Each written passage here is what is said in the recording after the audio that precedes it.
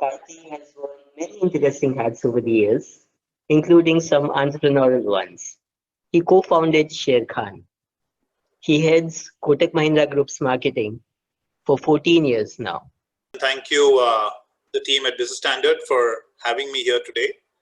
So the big questions I'm suspecting are, first, let me do the really technical ones. If you guys have been made job offers already in the campus cycles, will they be honored? My suspicion is most will be honored. I can speak for our firm definitely that we are absolutely honoring all the offers we've made. There is no question of backing off on it. That's the technical question out of the way. To the larger questions of, is there going to be a job market on the other side of this COVID? I think the answers are not so clear there. They're going to be mixed in large measure because nobody knows how and in what shape and form this will end. There is a rosy scenario that within 3 months, maximum of 6 months from the date of the first lockdown, which is mid-March or so, things are going to be absolutely almost back to normal. That's a possible scenario. It sounds highly unlikely right now, but it's certainly in the realm of possibility. And if that happens, I think almost nobody will have anything to worry about. There is a midterm scenario, which is Spain for a year or two. And that is something I think all of us have experienced. When I say all of us, I mean people of my vintage in large measure, have experienced more than once in our working careers. Monish alluded to my time at Kotak, which is about 14 years now. All told, I'm nearly 30 years of work experience now. And I can tell you, we have been through ups and downs. I've been through ups and downs at least 3 or 4 times now, linked to the economy in large measure. But I also want to share some glimmer of my personal journey. Not to toot my horn, you will, I think, hopefully be refreshingly surprised that I will talk about all the missteps that I took and how I nearly screwed it up a number of times, and I'm still doing kind of okay. So we'll talk about that. The worst case scenario, which is, and there is some possibility that that can also happen, is that we are staring at a Great Depression kind of economic shrinkage situation. Even in that worst case scenario, and this is historic evidence, which I'm sure your professors and you guys must have access to this information easily, there are almost no economic shrinkages that have lasted more than 2 years at a trot. Things have started to bounce back at the maximum on the back of 2 years. Of course, it's sometimes been a slow climb. And among all the WhatsApps that are doing the rounds, there are some that talk about how if you'd been born in 1900, you've had disaster after disaster after disaster hit you and so on and so forth, which is the Great Depression and the Spanish flu after that, and then World War I and then World War II and so on and so forth. But having said that, if you look at the economic graph, it's on a trend line, it's only been up, up and up. Of course, there have been dips, but the trend line has been singularly positive overall. So I don't know which way to bet. I don't have a crystal ball. And if I were in your shoes today, I'd say if you are still not with a job in hand, what I would cut to the chase and say to you is, don't be fussed about the brand. Don't be fussed about the role. Don't be fussed about the size of your package. All work is good work. Particularly if you are with a smaller brand, the chances that you will have a much wider range of experience, because the smaller firms will willy-nilly have to give you a non-bureaucratic exposure to all the disciplines. You will actually stand in better stead. There's a very good chance that what you collect in these tough years will actually make your resume look really hot and sexy on the other side of this, if at all it is a recession. So there is no work where you cannot shine. There is no work that will look bad on your resume if you have given it your all and you're able to tease out of it great learnings, great experience, and put both bone, muscle, and meat on your resume. So I'm hoping that that's somewhat reassuring to you guys for now. If that's not enough, I'll also talk briefly about my career. So yes, I went to IIM Bangalore, but I didn't make it to placement for a very stupid reasons. Part of it is that when I got admission to IIM Bangalore, I also got admission to a master's in advertising in the United States. So at that time, I did what I thought was very clever. I deferred my US admission and I said, I'll get my MBA and then I'll go to the US. By the time I finished my MBA, of course, the US was in its first recession of those times, 1992. So the college said, this was a somewhat smallish college in Florida called University of Florida at Gainesville. They said, we're happy to admit you, but we have no cash left, so you'll please have to bring your own money. And of course, I was young and poor and I had no money, so I had to let go of that and start working. I was very fortunate because I had skipped the placement season. I was very fortunate that a batchmate of mine introduced me to his employer, which was an advertising agency called Trikaya Gray at that time. Today it's called Gray Worldwide. And I managed to get a job there. On campus, the highest salary package in my time was Bank of America for 1 lakh rupees for the year. Yeah, I know, sounds funny. And I had to settle for something like 70% of that package when I joined Gray. Luckily for me, I joined Gray to serve Procter & Gamble as a client directly.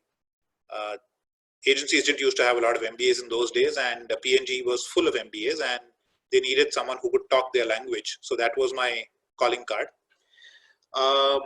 That should have worked really well, right? It should have lasted well, and I should have succeeded. But 3 years into that job, I decided that I wanted to try my hand at learning filmmaking. So I quit on a whim and decided to become a television producer. Strangely, one of Sony's promoters, the Sony Channel's promoters, even gave me a job, even though I knew absolutely nothing about that. And somehow over a 1 year window, I managed to conceive 2 shows, produce one completely, which was like an Antakshari kind of show with Farida Jalal in it, and then also scope fully and sell to Sony a concept for another show, which was a copy of the Jay Leno show in those times, like a Saturday Night Live or whatever, with Shekhar Suman in it, which got produced after I quit there as well. So I managed to put some runs on the board, so to speak.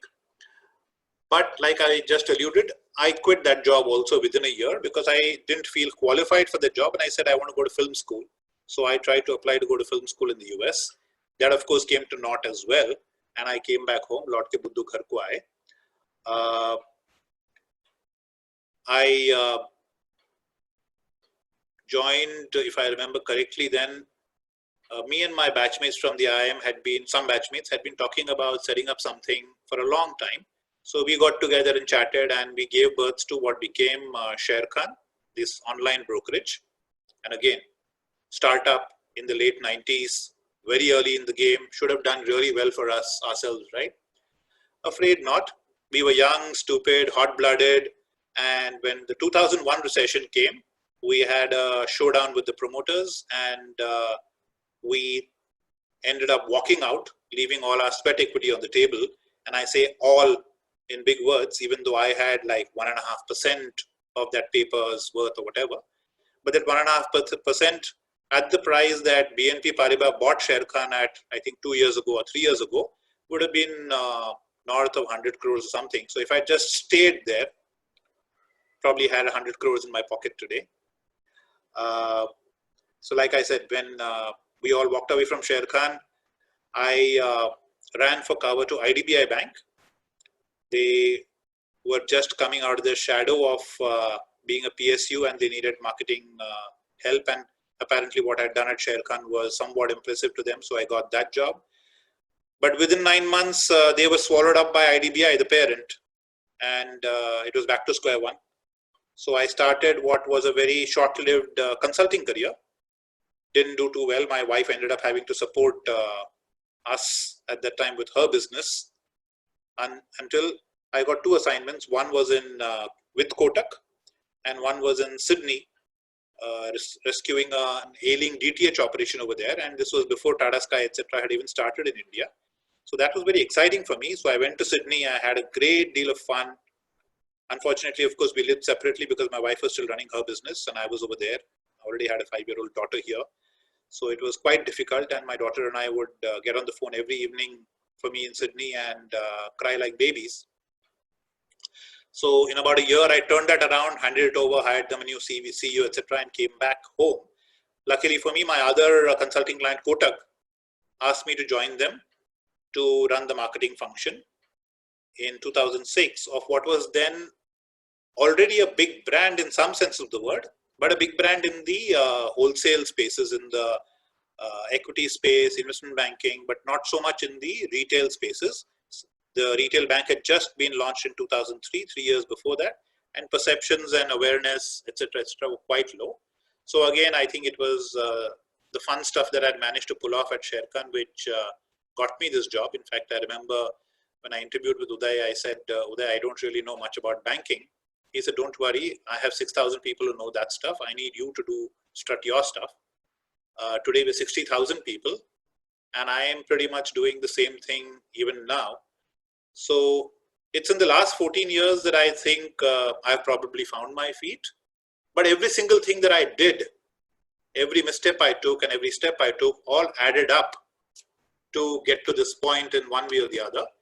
And I'm hoping that that should reassure you guys as well, that even if you get a job with a small brand today, it's not a bad thing. Embrace it, suck the learning out of it, and carry on, is what I would say in that context. I'm at the end of almost at the end of my 15 to 20 minutes. I just want a quick show of hands on whether I should start answering questions now, or I should pull up some slides and talk about marketing in BFSI. There are a fair number of questions already, so I want a hint from you guys. So okay, I'll make it simple. So say yes in the chat window number of times to marketing slides. Yashovardhan is saying marketing slides. Okay. All right. Okay. So then I'll run you through a few marketing slides, and then we'll get to answering the questions as well. Let me see what I should drum up for you. Okay. I'll walk you through Kotak's marketing journey as quickly as I can. Bear with me a second.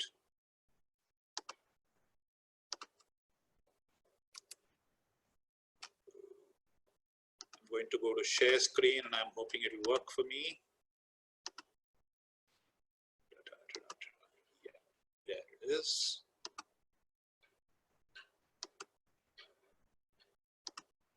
Okay, so this is a piece I put together in some other context, which is why I'll run through it. I won't walk through it. Ignore that. Yeah, Wayback Machine. So this is the kind of advertising Kotak used to do in its early and young days. It was very cocky. I think it reflected the tone of that time where investment bankers in India were still young, but they were very brash and aggressive with their confidence because they were actually making the new India, so to speak. The post-liberalization India, or actually this is the late 80s and heading towards the early 90s, but it was headed in that direction. So this is the kind of work Kotak was doing then. This is no credit to me whatsoever. This one is one of my favorites. Tiny ad which they ran saying, help us finance more cars so we can do bigger ads. If you hate traffic jams, blame Kotak Mahindra. We were the first to do a lease deal for an airplane, and so the headline went, there goes another innovative leasing scheme from Kotak. We had a logo change from when we became a bank, we went from this little box to the thing linked to infinity, which is also a representative of the curve. Bank launched, blah, blah, blah, blah, blah. So we launched with this concept saying, think investments, think Kotak. And the thinking at that time, as I understand it, was that we were the 200th bank in the country. Who the hell needed another bank? So we had to play front foot with our strong suit. What was our strong suit? It was our history and legacy in investments. Thanks to the stock market broking card that the firm had. We were in the retail security space as well as in the institutional brokerage space and investment banking even before we became a bank. So we played the investments card first, which went pretty well for us, with the rider that people continued to come to us for the really cool investments related exotic stuff, but basic banking people shouldn't give us time of day for. So we did all this kind of work at that time.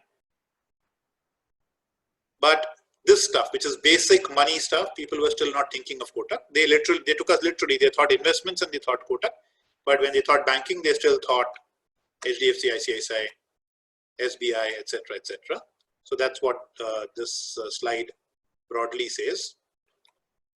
So my first shot at interpreting Kotak as a banking brand was with this line, "Let's make money simple." The timing was a little off, so I'm not going to show you the film. It was okay. It was an average film.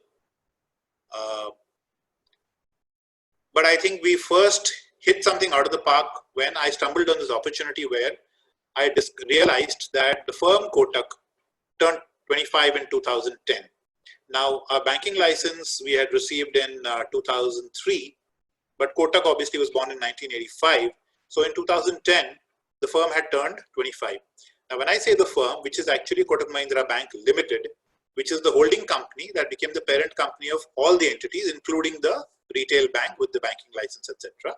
So, having published the 24th annual report in early 2010, I realized that we were 25 years old now, and the banking category has this truism that customers have, that they need to trust us. To be able to trust us, they need us to be A, highly visible, which means well distributed, which is the place P of the 4 Ps, and they need us to be trustworthy, which typically for financial services brands that comes only with age. So I found an age story to tell in the fact that the firm had turned 25 years, and I told that story. I'll just play one or two of the clips which I like from that time. And we were still a very young brand, so I was still a very conservative spender. So I went to a very small agency and I said, I want these really tiny films, 10-second films, which only celebrate being 25. I don't want to make a corporate video which talks about the fact that we are in insurance and brokerage and mutual funds and so on and so forth, as well as a bank. I just want to celebrate being 25, because this was already in 2010. This was early days for social media, and authenticity had already started to rear its pretty head. Brands were being asked not to be fluffy anymore. The hints of that were already there. So it looked like a time where I wanted to abdicate the voice of the brand to the voice of the customer. So that's effectively what I ended up doing. I'm hoping you can hear this.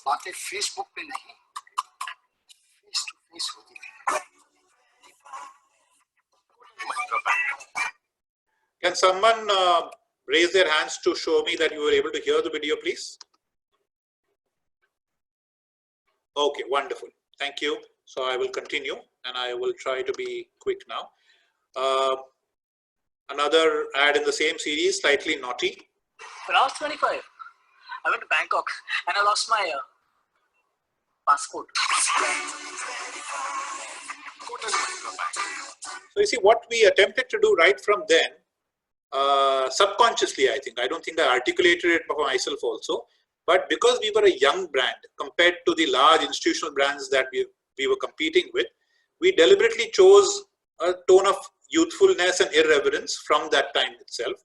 And that's ended up standing us in good stead, because what happened, particularly with this campaign, we were trying to say we are old enough. What the research post-campaign told us is that consumers said, it's not just that you're old enough, but you're the right age, that you're not a fuddy-duddy brand like the hoary old banking brands of the country, that you're actually young and with it, and you are, I get you and you get me.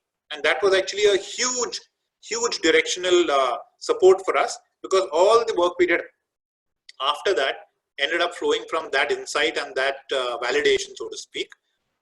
So this is what our advertising looked like. Say we put people in t-shirts in our ads, we didn't put people in suits in our ads, and that kind of thing we continued to do.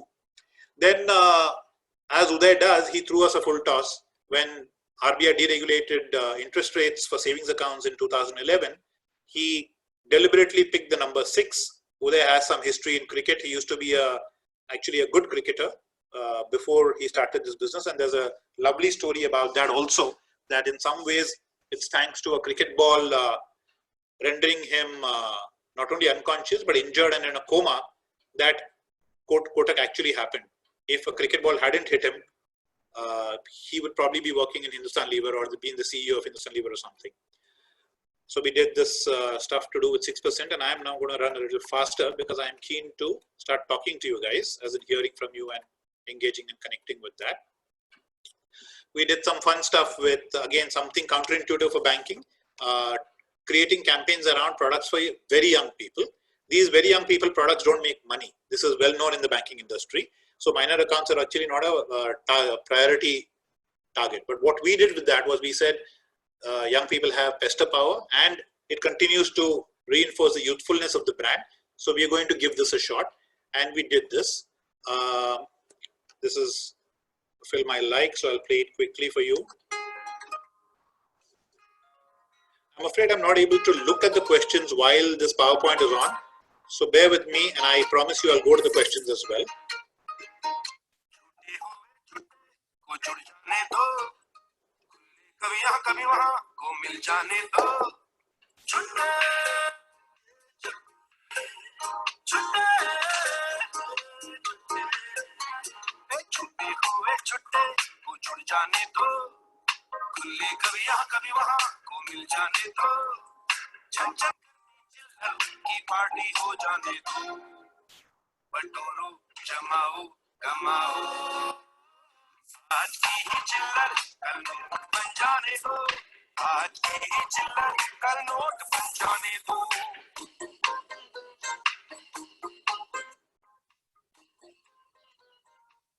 Junior account, Kotak Mahindra Bank. So this was based on the insight that kids like to play act being grown up, and they like the idea of plastic. So we wanted to put a piece of plastic in a child's hand. But what we were doing internally at the core of the product was actually a mother-daughter financial planning product, where the child was forcing the mother to open an account for her, and the mother would regularly deposit money into the account, which would go into a systematic plan, which was either a mutual fund or a recurring deposit, which would head towards paying for the child's college education, etc., etc. All of that is not there in the film. All of that is implicit. None of it is explicit. But on the back of this campaign, this is what we saw happen. I'm hoping there was a slide for that somewhere. Okay, doesn't look like it's here. Every weekend, we saw children like this walk into our branches and literally live the commercial, which is they would come to our branch manager, pour out all their change on the desk and say, give me that card. So it was hugely validating as a marketeer, as a communicator, to see people live what you expect them to do, to literally live it. And this comes rarely. It doesn't come all the time. I can tell you that. And walk-ins into a fledgling brand like ours, particularly, was always difficult to happen. We had to typically do outreach. We had to send our sales guys out to meet customers at their places and persuade them to open accounts with us. This is the first time we saw as high as 10% of our walk-ins were coming in. 10% of our account openings were walk-ins, which were junior plus parent accounts. And that it's continued to stand us in good stead.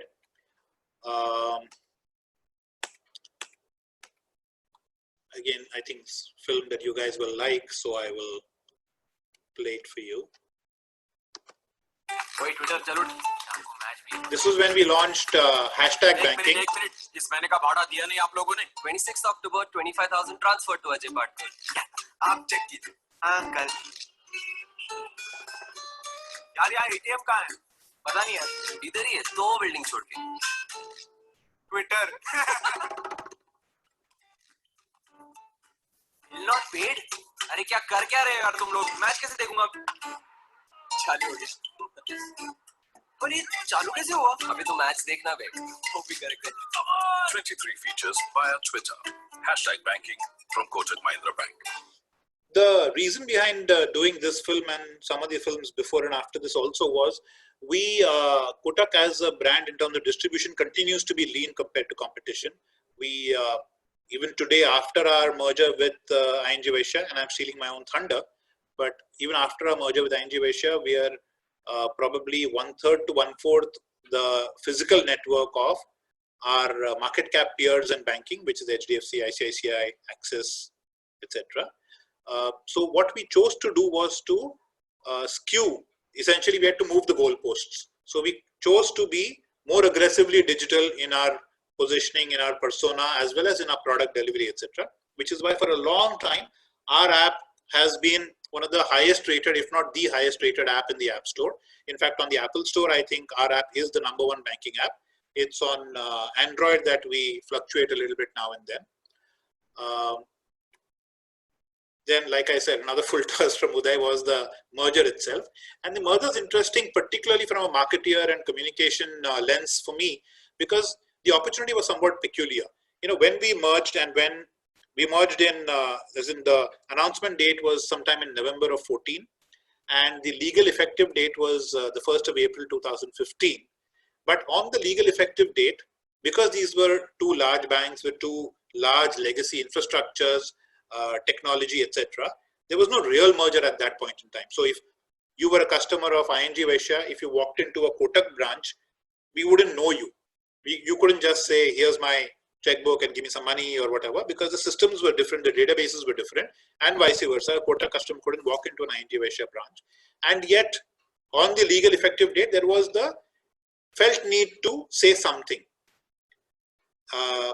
Put it down to corporate pride, put it down to wanting to plant a flag in the ground saying, hey, we've arrived, now we are bigger than we were, because we literally doubled our branch network and our ATM network on the back of this merger. So it was certainly an opportunity. But as a marketeer, for me to say, hey, guess what, we have more branches and ATMs, come, was an awkward thing to say, because if they came, I wasn't going to be able to serve them. So we had to tease out of the merger a message that was relevant to our customers. So what we ended up doing was, when we investigated and interrogated the data and the problem, I discovered that ING had branches in some really peculiar corners of India. Literally one on the border of India-Pakistan in a place called Duliajan, a large number of branches in the hinterlands of Andhra, and scattered like this all over the country in places whose names I had frankly never heard of before that. And from that, I teased out this insight that I'd be able to say that we are available all over the country with a rider. So what's the rider? We are still, merged entity was about 12 to 1500 branches. ICICI, HDFC, Axis were all 3000, 4000 types already. So what we said was, customers had in our research regularly said to us, or prospects, that I don't bank with you because I don't see your branches. So we said, how many branches do you need? There was no real answer to that, because as human beings, we are unable to grapple with the concept of large numbers very easily. So there is a nebulous idea in our mind that itne hone chahiye, but wo itna kitna hai, kisi ko pata nahi. The truth is, you need a branch near your place of work and near your residence. Because if you don't see a branch at those two places, you're never going to open an account with such a bank. If I say, I have 2 branches for you, will you listen to me? No, because 2 sounds like a ridiculously low number. So there is no number I can communicate to you which is enough for you. So what I have to do is say something that reassures you that there are enough branches, without telling you that, hey, I have 1200 or 5000 or 10,000 or whatever, because all those numbers are meaningless to you. You cannot process it. So what we ended up doing was this. And I think this is the last film I'll show you, so that we can then start talking.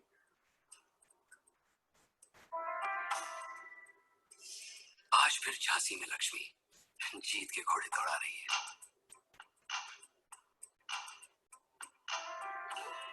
उड़पी में दोसा ही नहीं, tacos भी मिलने लगे हैं।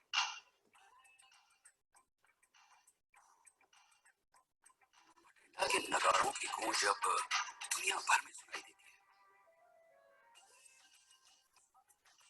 कांचीपुरम में कामयाबी भी रेशम से बुनी जा रही है।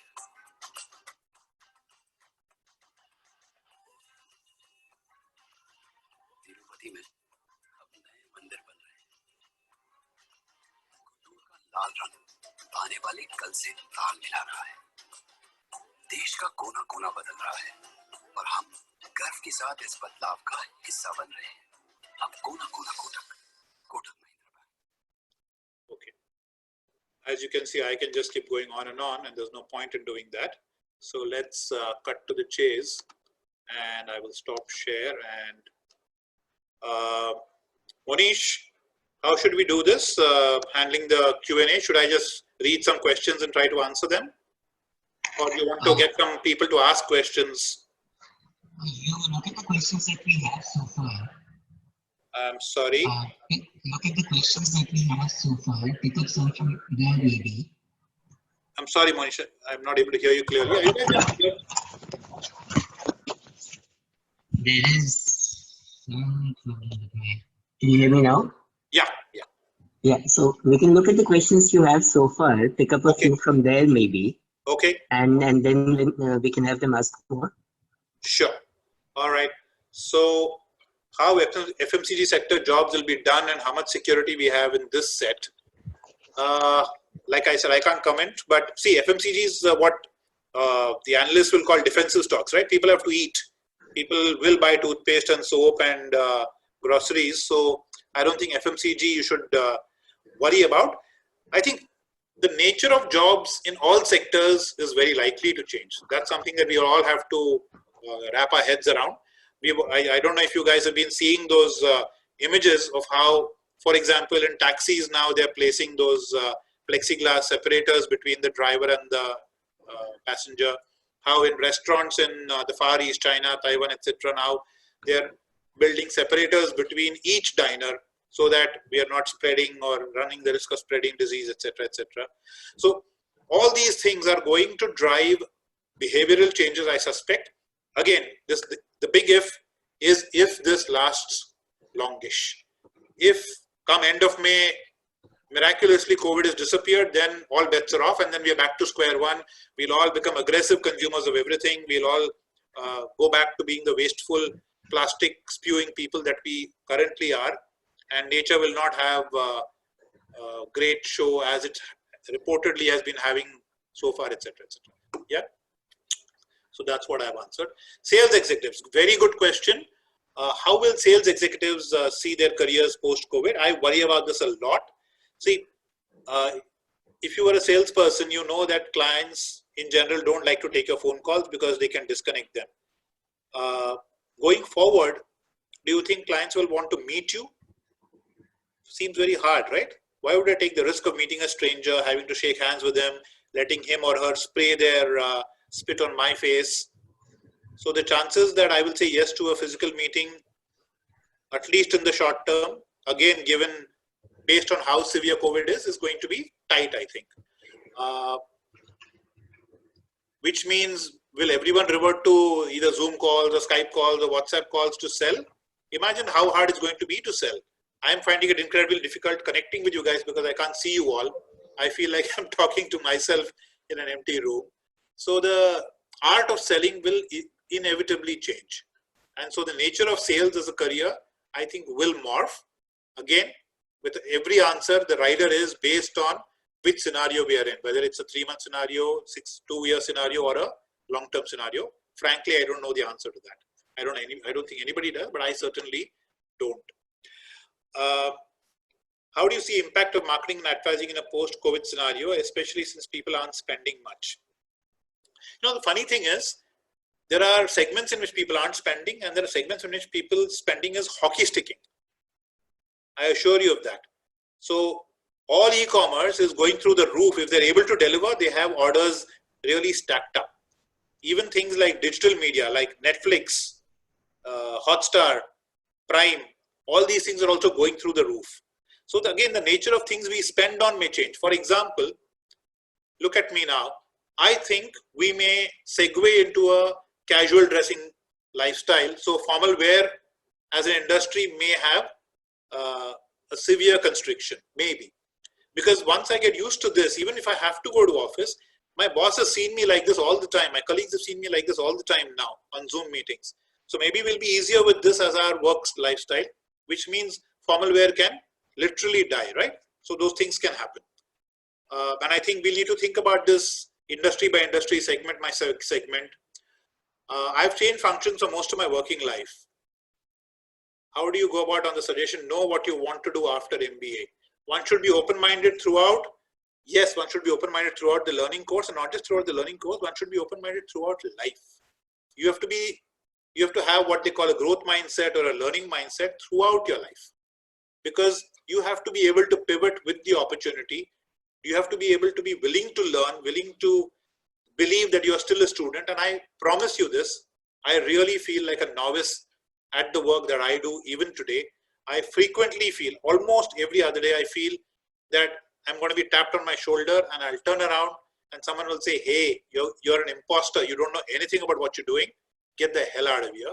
So that paranoia that I don't know enough about what I'm doing and I am really ad-libbing it and someone's going to catch me out tomorrow is always there, which is why I own more books than I will ever be able to read, even if I did nothing else.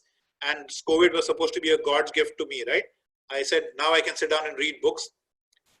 I promise you that COVID has been even more exhausting in terms of work lifestyle than pre-COVID, because we seem to be doing many more meetings now on Zoom or Teams or whatever it is than we were doing physically before. So anyway, I've rambled. How do you brand a commodity product like current account? There are no commodity products because human beings are not commodity consumers. I like a phrase I heard a long time ago from someone in IBM, that even engineers eat ice cream. And the paraphrasing of that for me is even CFOs play with their grandchildren. So the consumer, the decision maker, who may appear rational because you've given him his job designation or her job designation as their persona, but there is a human being sitting behind that persona. And that human being takes decisions. All decisions are emotional. We rationalize our emotional decisions, but all our decisions are emotional. In fact, there is now science that says that our decisions aren't even emotional, that we are all walking tanks of bacteria and viruses, and all our decisions are actually taken to feed them. So they are actually driving us. So all the billions of bacteria that populate us, that constitute the bulk of what we are actually driving us, which means we are biochemical, right? All our decisions are biochemical. And then we rationalize them with emotions at one level and then with rational thinking at the next level. So if you think about it at the fundamental level, all decisions are reptilian practically or biological. So there is no such thing as commodity. You have to figure out a way to take the emotion. Take all the work that I showed you also. One would have thought that banking itself is rational, right? Even a savings bank account, what the hell is it? It's a place to park my money. It's nothing more than that.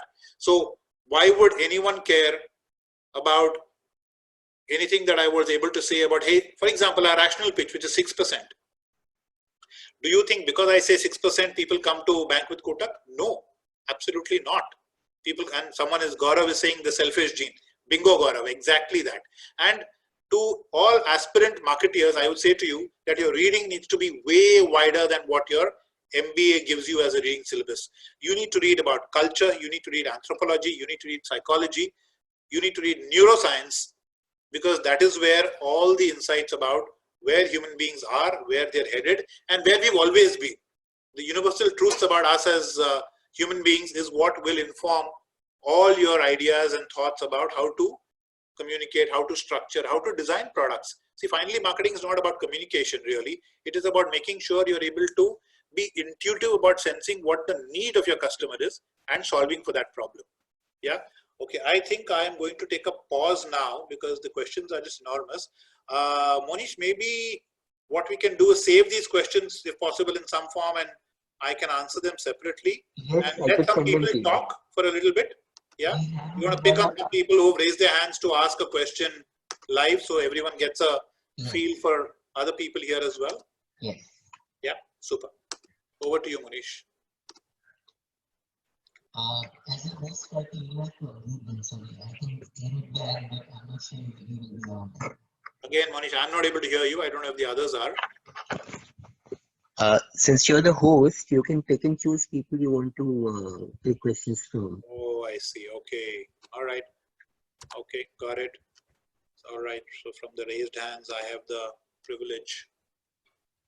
I can also try and claim it back. Let me see if the video is still on. Okay. So, chalo,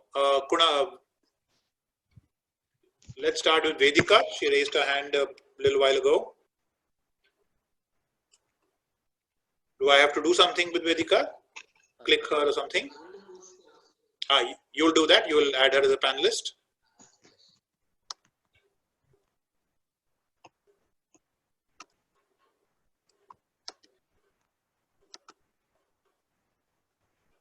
Is that going to work?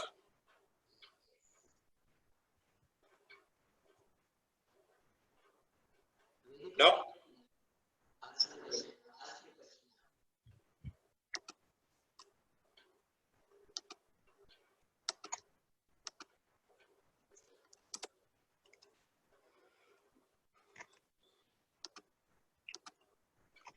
Okay, while you're doing that, let me try to answer something else from here.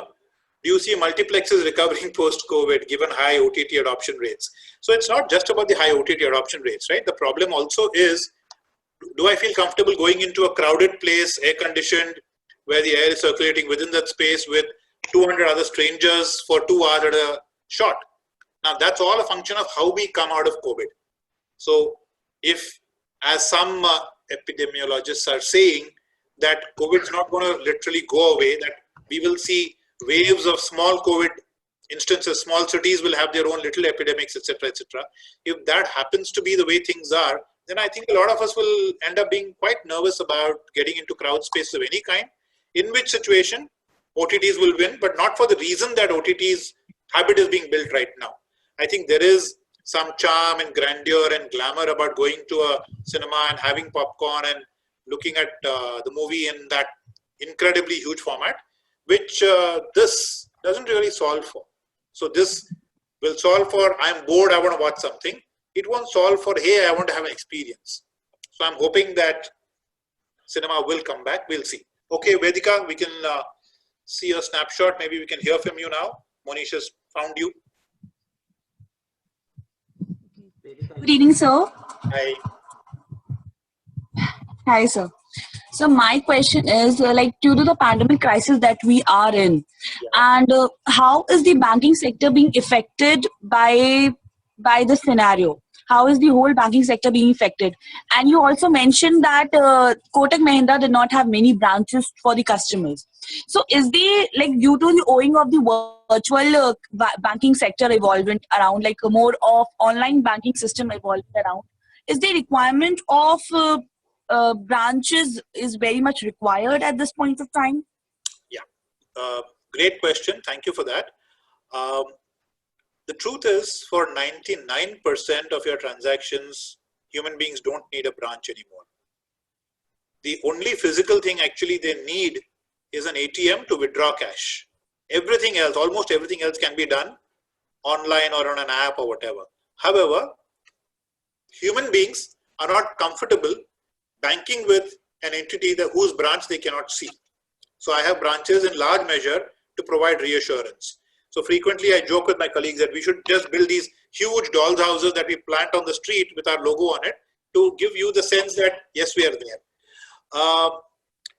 Have people stopped coming to the branches? Even now, even in the midst of COVID, no, they are coming.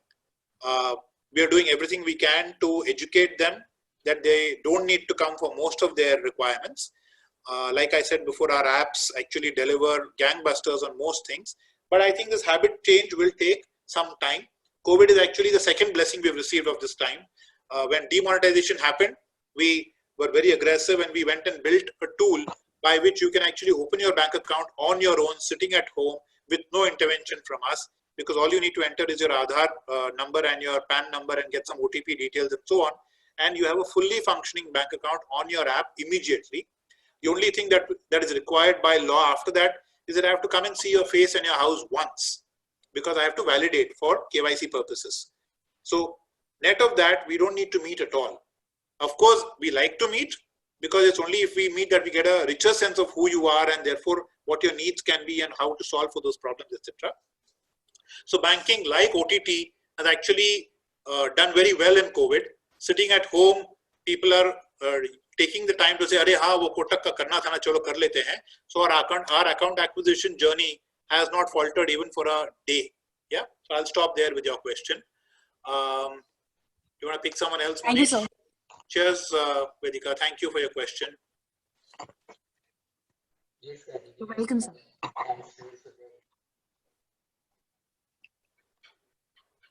I saw someone whose name is very similar to one of our board members, Uday Shankar. Manish, do you want to pick Uday Shankar? Yes. I don't know if you had a question actually. I have to look at the hands now, no? So the hands are at the top. Okay, let me go there. So let's pick Naman. You able to do? Okay, Uday, we found Uday. Uday, did you have a question at all?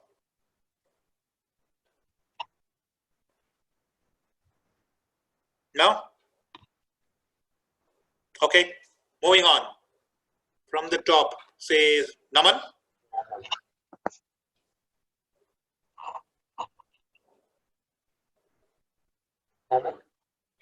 Yeah, Hello. hi Naman. Yeah, hi. Hi, sir.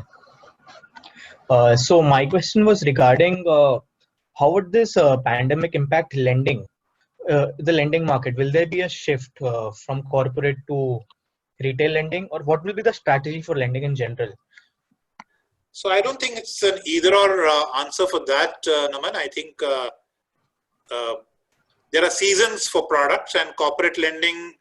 If there's no corporate lending, then business will not run. If business doesn't run, then every retail customer works for some business or the other, right? So where will he get his income from? So I don't think that's an either or. How will lending work in an elongated COVID environment is probably a very relevant question, because we will end up having to do almost everything around the lending transaction digitally, or like this over a Zoom call, etc., etc. But I don't think that's very difficult, because whatever evidence we need to know that you are a good credit risk is possible to do digitally, right? Whether you're a corporation or you're an individual, to vet your credit worthiness is not very hard digitally. In fact, we already do it largely that way. If we had to, if you turned out to be a bad borrower and we had to come after you to recover, say you bought a car with a loan from us and you weren't paying your EMIs, and we had to come and recover the car, there is a physical aspect there, sure. But I don't think we're ever going to be in a world where that level of physicality is removed, right? What is somewhat more likely is more cars will happen, because more and more of us will feel uncomfortable going in public transport. So those of us who can afford cars or think we are on the verge of affording cars may step up and go and get the car. And that's one of the scenarios that we turn into a culture like America has been for many years, where largely it's an individual transport culture. We have done it in the two-wheeler form in many towns in India, and that may continue. But I have segued now. I hope that answer was somewhat useful to you. Yeah, there's just a small follow-up question. Sure. So I've done a small analysis as part of my internship project. So one of the findings that I found was that the major NBFCs are moving from corporate lending towards retail lending. Like they want to increase the share of retail lending in their portfolio. So is there any particular reason for that?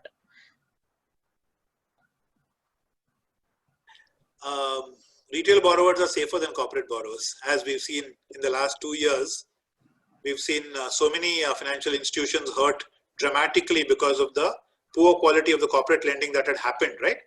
Over the last 8-10 years. A number of those defaulters are all sitting in London, as you're aware.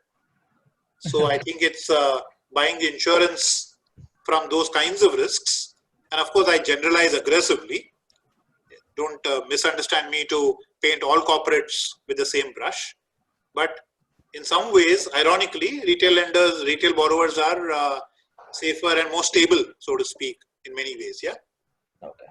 Yeah. Thank you, sir. But it'll never be either or, because you'll need balancing, because there'll be problems that you will find in both pockets. Basically, it's all about not keeping all the eggs in the same basket. Absolutely. Yeah. Diversification, exactly like your investment portfolio should be. Adarsh, can we get Adarsh on? Yes. I'm sorry, you're looping, Adarsh.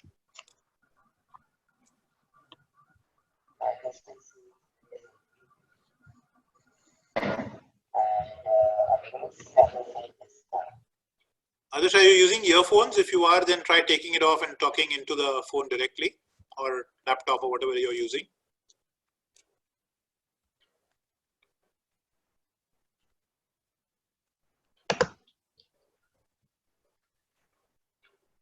Hello.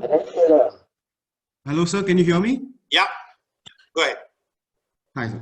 So I actually have I'm a MSME with, I'm also a B school student, but I am also have an MSME manufacturing setup which actually manufactures hand sanitizers right now. So it's a pretty good time, at least for me, but there's a lot of problems in trying to figure out how to handle the supply chain, because a lot of my suppliers are not considered as MSME, are not considered as essential products. So though we have the clearance to manufacture for the pandemic as such, we are not able to get access to the raw materials that required to make the final product.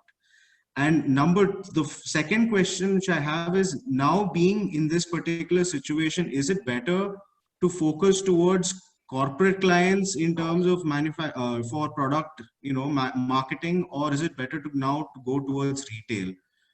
Because eventually when the economy opens up, all the offices are opening up, everyone's going to need a large chunk of a lot of these products, including hand wash liquids and hand sanitizers. Sure.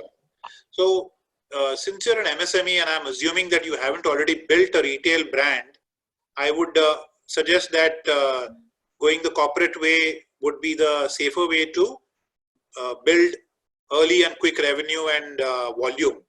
Because in retail, particularly in safety categories like sanitizers, you will need trustworthiness, right?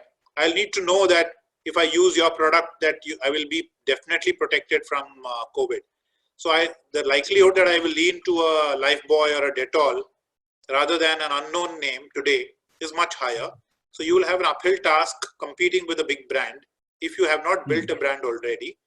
And therefore, bulk selling is probably easier and safer, because when I am at the corporate office and I want to use sanitizer, at that point I'm not so fussed. I have no idea what brand they use. Like when I go to a hospital, I have no idea what brand they use, but the institution is somewhat essentially underwriting or endorsing the product over there.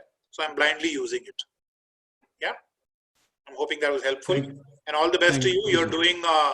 You're part of doing God's work for our country right now, because anything that is helping in the journey of fighting COVID is God's work. So thank you for your service, Adarsh. Thank you so much, sir. Okay. Thank you, Adarsh. Nikita, can we get Nikita on, Monish? And Monish, you have to tell us when we need to wrap up also.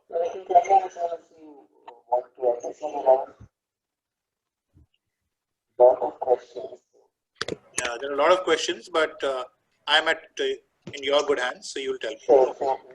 Over to you. Hello. Monish, you're the one who's coming. Yes, Nikita, very audible. Go ahead. Yeah. So I wanted to ask that right now we are seeing a lot of compromise in terms of brand loyalty because of lack of availability or panic amongst the consumers. Whatever it is, there has been a decline in brand loyalty. Do you think that this will continue post-COVID? Because humans are often slaves of their habits. And if yes, how do you think should or can brands reinvent themselves to regain that connect with their consumers? Right. Excellent question, and full toss for a method marketing person. So this is where Kotler comes in real handy. So think about this, that I am switching brands today because of lack of availability, right? Or accessibility.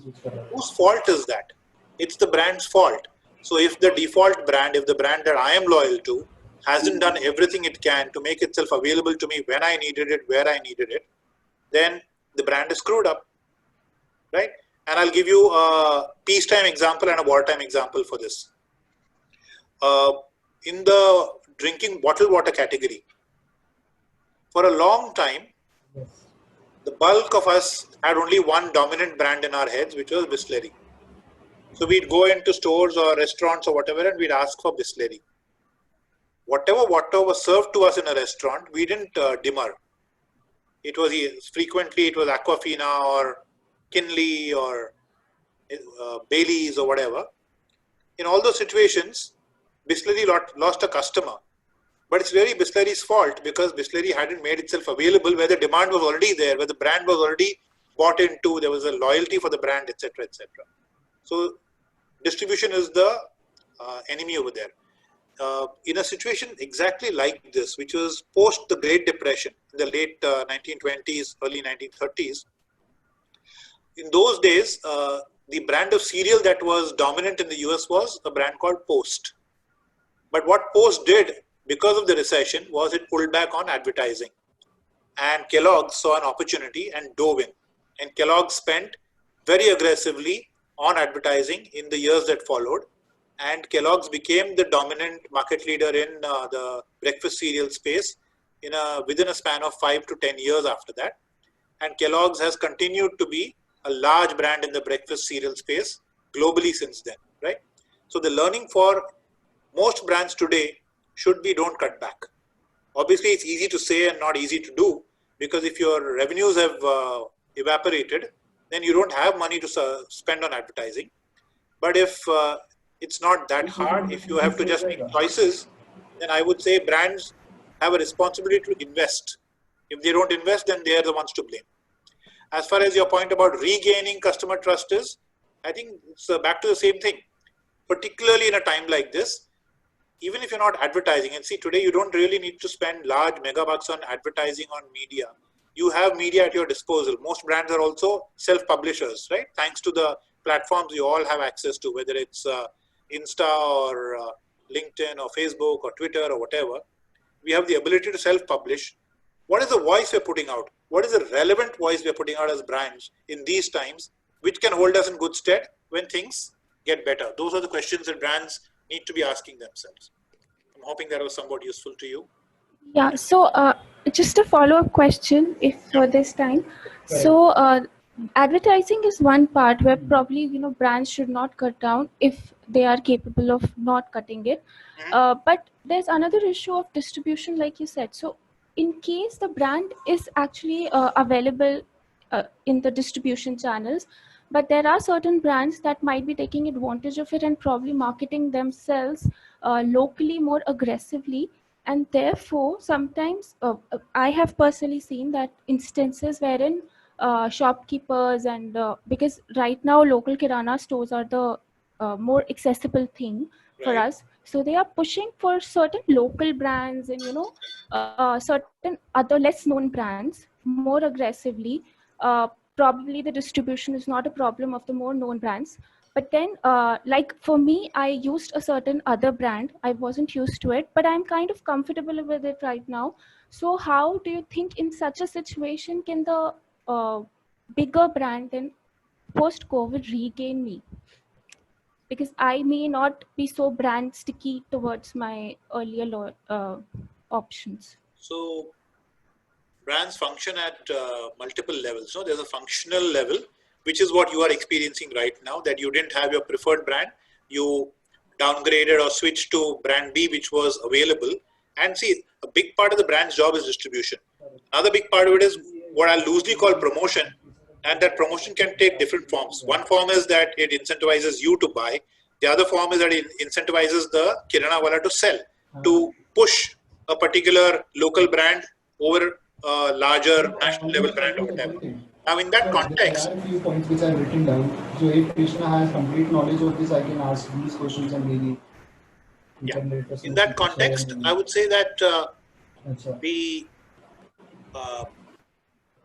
what can happen are a variety of things. When things go back to normal, you can decide, hey, this cheaper brand, I'm just paraphrasing that it may be cheaper. I don't know whether it's cheaper, but in case, hey, this cheaper brand is as good as the other brand I was using and I'm saving money, so I don't mind.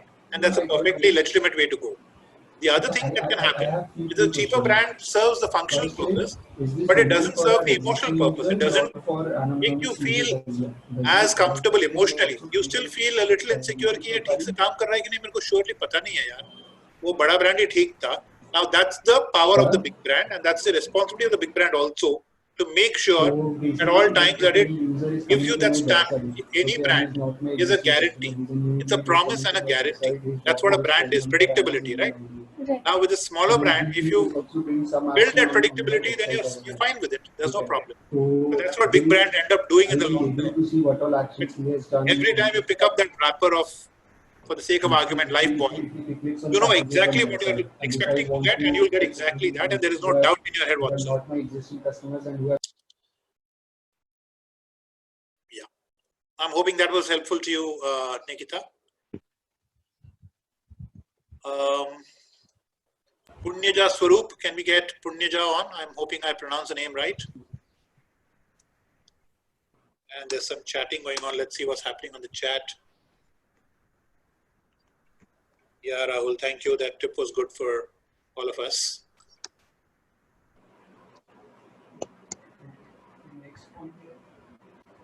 One final question before we follow to that, and I could send you the list for later. Okay, Manish. So, Punyaja, you're last. If we find you. And Punyaja, you're on.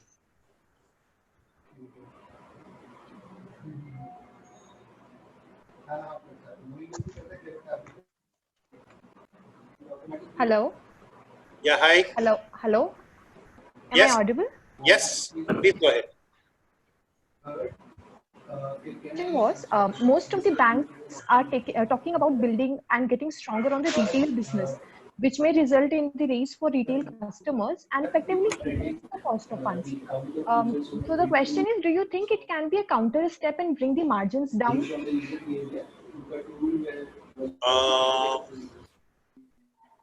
You know, the idea of margin in banking is almost mythical already for a variety of reasons.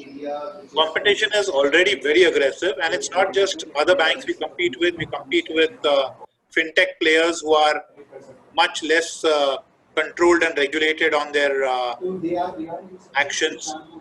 The RBI prescribes almost every P. So distribution is prescribed by RBI. Pricing is prescribed by RBI to a large extent. Promotion also, I can't incentivize you to become my customer with freebies and so on and so forth. So in those ways, we are already incredibly tightly. We operate like with our hands tied behind our back and blindfolded and so on and so forth. So it's already a very aggressive environment. And then the other developments that have happened, thanks to the fintech explosion and thanks to things like things like UPI, for example, or Aadhaar-enabled payment systems and so on.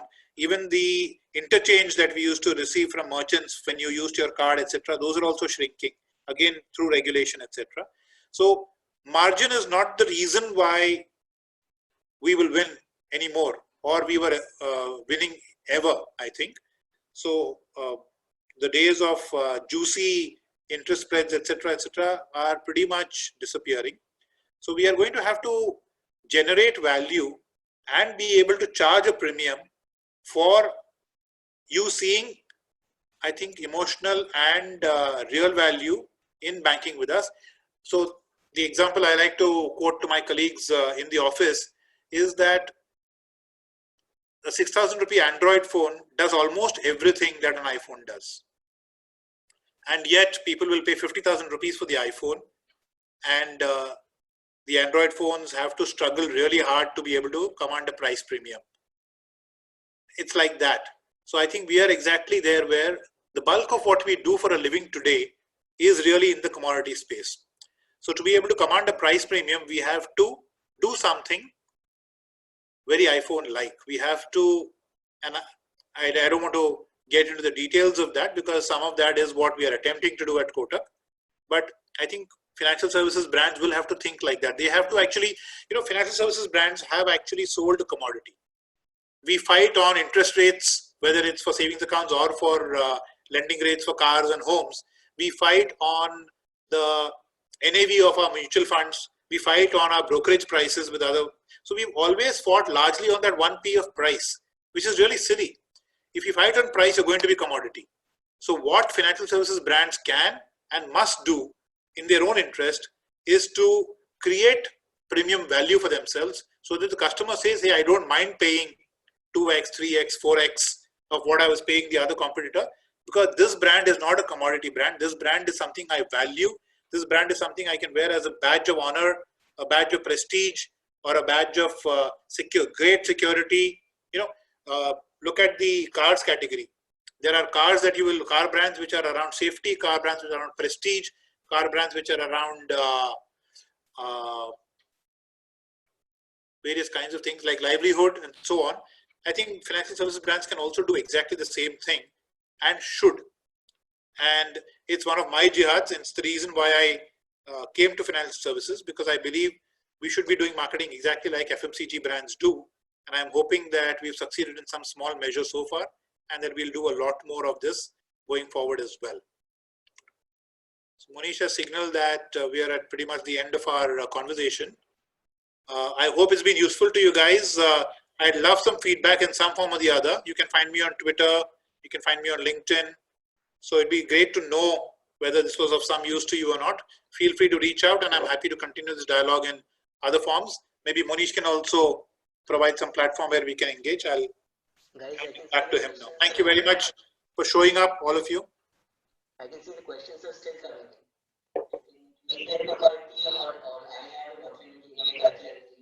Sorry, Monish, I'm not able to hear you. Can you hear me now? Yes, very well. So, guys, I can see the questions are still coming in. You can tweet them to Karthi, or Karthi, I have a document as well. I'll send them to you. You can take a look whenever possible. Sure. And thank you so much for sharing your journey with all of us. Invaluable insights.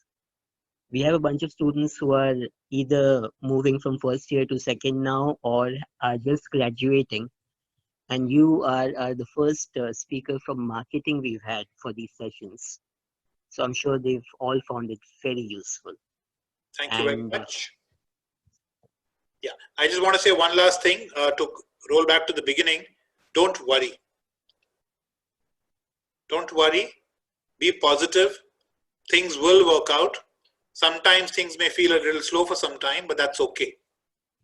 You're at the beginning of your careers. Please don't worry and approach it life positively. You have a great runway ahead of you, and India has enormous headroom for growth. So in India, the opportunities are going to be manifold. So rest assured that there is a lot of great work to be done. You will get a chance to do a lot of great work, and you will reap the benefit of it as well. I'm confident of that. So all the best to all of you. God bless, and thank you very much. Thanks again, Karthi, on all their behalf. And thank you to the audience. Thank you all for listening in. Thanks. Thank you, guys. Thanks, Monish. Thanks for having me. I'm signing off now. My pleasure.